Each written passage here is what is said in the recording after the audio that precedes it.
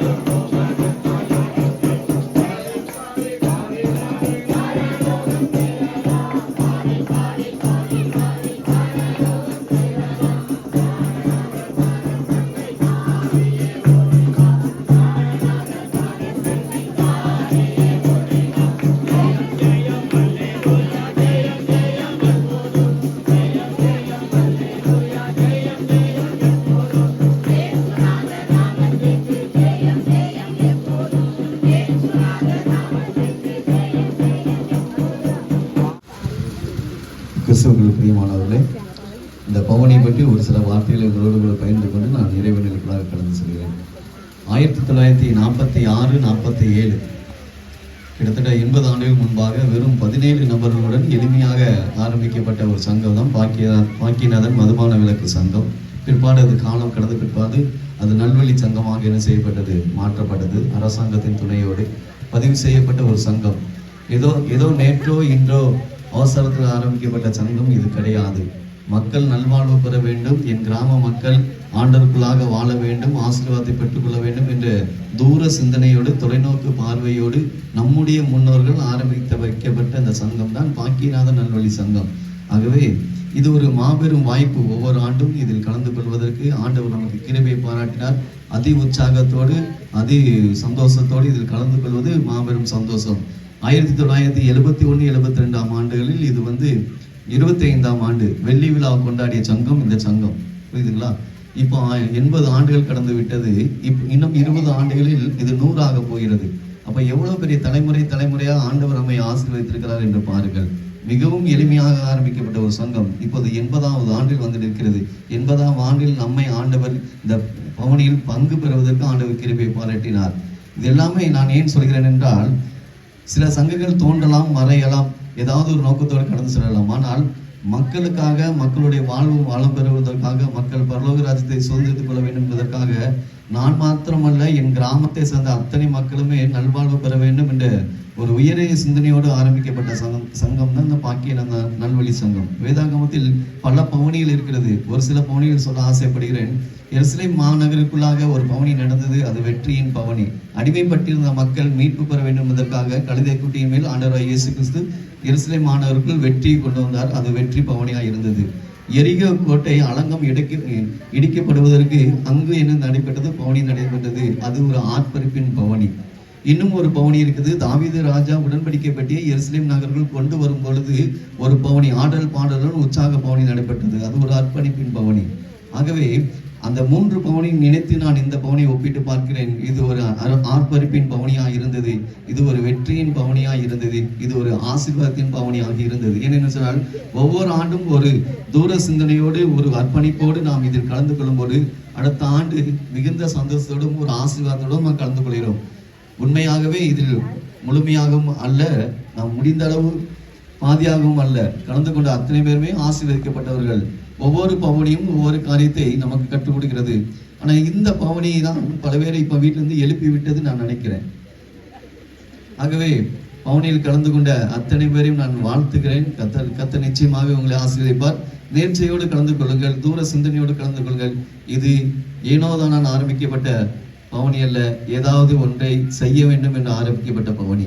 அசைவுகளை உண்டாக்குகின்ற பவனியாக இருக்க வேண்டும், அதிர்வுகளை ஏற்படுத்துகிற பவனியாக இருக்க வேண்டும். அப்பேற்பட்ட பவனியோடு தான், அந்த சிந்தனையோடு தான் நாம் பவனியும் செய்ய வேண்டும், கலந்து கொள்ள வேண்டும். ஆண்டவர் உங்கள் ஒவ்வொருவரையும் ஆசீர்வதிப்பதாக.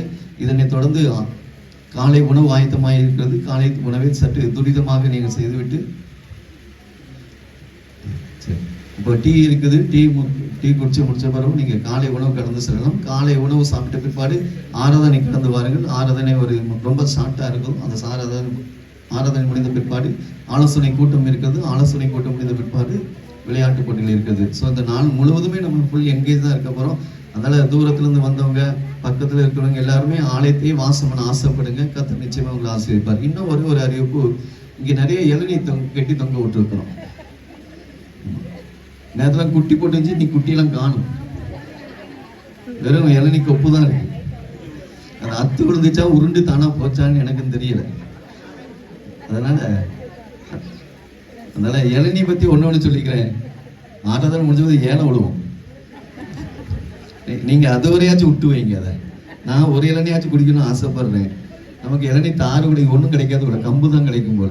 அதனால ஆராதனை முடிஞ்ச பிற்பாடு இளநீ நிச்சயப்படுறோம், ஏழை விடப்படும். சரிங்களா? அதனால தயவுசெய்து அதுவரை கொஞ்சம் பொறுமையா காத்துருங்க. நாங்க ஒன்றும் நிச்சய மாட்டோம், சொல்ல மாட்டோம். நாம் ஜெபம் செய்வோமா? ஜெபம் செய்து முடித்துடும். ஆண்டவரை நோக்கி வேண்டிக் கொள்வோம்.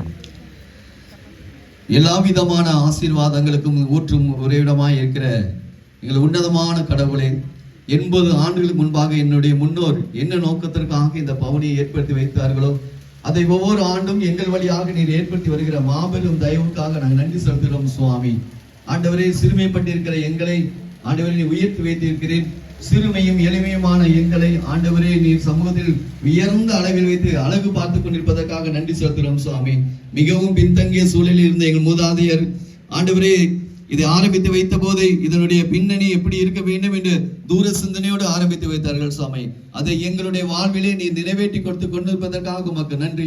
இந்த பவனியில் கலந்து கொள்வதன் வழியாக 1 மணி நேரம் எங்கள் கிராமத்தை சுற்றி கால்நடையாக பாடல் பாடி ஆசீர்வாத வசனங்களை சொல்லி ஆண்டவர் இந்த பவனியில் கலந்து கொள்ள வழியாக எங்களுக்கு மாத்திரமல்ல, அருகில் இருப்பவருக்கும் அண்டை வீட்டில் வசிப்பவருக்கும் இந்த பவனி மிகுந்த ஆசீர்வாதமாய் இருந்ததுக்காக நாங்கள் நன்றி செலுத்துகிறோம் சுவாமி. 2 நாட்கள் எங்களுடைய ஆலய பிரதிஷ்டை மற்றும் ஆலய அசன காரியங்களில் முழுமையாக பங்கு பெற கிருபை பாராட்டின கடவுளுக்கு நாங்கள் நன்றி செலுத்துகிறோம். ஆண்டவரே, இந்த பவனியிலே உம்முடைய கரம் எங்களை வழிநடத்தின தயவுக்காக நன்றி செலுத்துகிறோம். இதனை தொடர்ந்து நடைபெறுகிற எல்லா நிகழ்விலும் ஆண்டவருடைய கரம் எங்களை வழிநடத்த வேண்டுமா நாங்கள் ஜெபிக்கிறோம் சுவாமி. எங்கள் ஆலயக்குரிய புதிய ஆலயத்தின் மங்கள படைப்பை மிக பிரம்மாண்டமாக மிக சிறப்பாக நடத்தி முடிப்பதற்கு கர்த்தர் பாராட்டின மாபெரும் தயவை எண்ணி உண்மையில் நாங்கள் அகமகிழ்கிறோம் சுவாமி. இந்த பவனி எங்களுக்குள்ளாக ஒரு ஒற்றுமையை தந்ததுக்காக நன்றி. இந்த பவனி எங்களுக்கு ஆசீர்வாதத்தை கொண்டு வர போவதற்காக நன்றி. இந்த பவனி எங்களுக்குள்ளாக இருக்கிற எல்லா விதமான எரியோ கோட்டைகளை தகர்ப்பதற்காக நன்றி செலுத்துகிறோம் சுவாமி. எல்லா துதியும் எல்லா கனமும் உமக்கே செலுத்துகிறோம். உங்க நாமம் மாத்திரம் மகிமைப்படுவதாக மானிட மகன் இயேசு கிறிஸ்து வழியாக ஜெபிக்கின்றோம் ஜீவனுள்ள நல்ல பிதாவே.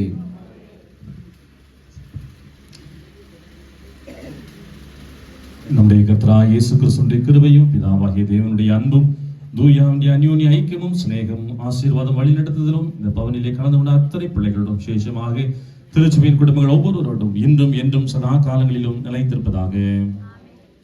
என் ஆத்துமாவே கர்த்தரை ஸ்தோத்திரி, என் முழு உள்ளமே அவர் பரிசுத்த நாமத்தை ஸ்தோத்திரி. என் ஆத்துமாவே கர்த்தரை ஸ்தோத்திரி, என் முழு உள்ளமே அவர் பரிசுத்த நாமத்தை ஸ்தோத்திரி. அவர் செய்த சகல உபகாரங்களையும் மறவாதே. அவர் செய்த சகல உபகாரங்களையும் மறவாதே. என் ஆத்துமாவே கர்த்தரை ஸ்தோத்திரி. என் முழு உள்ளமே அவர் பரிசுத்த நாமத்தை ஸ்தோத்திரி ஸ்தோத்திரி. கர்த்தர் உங்களோடு இருப்பாராக. தெய்வீக சமாதானத்தோடு சென்று வருவோம்.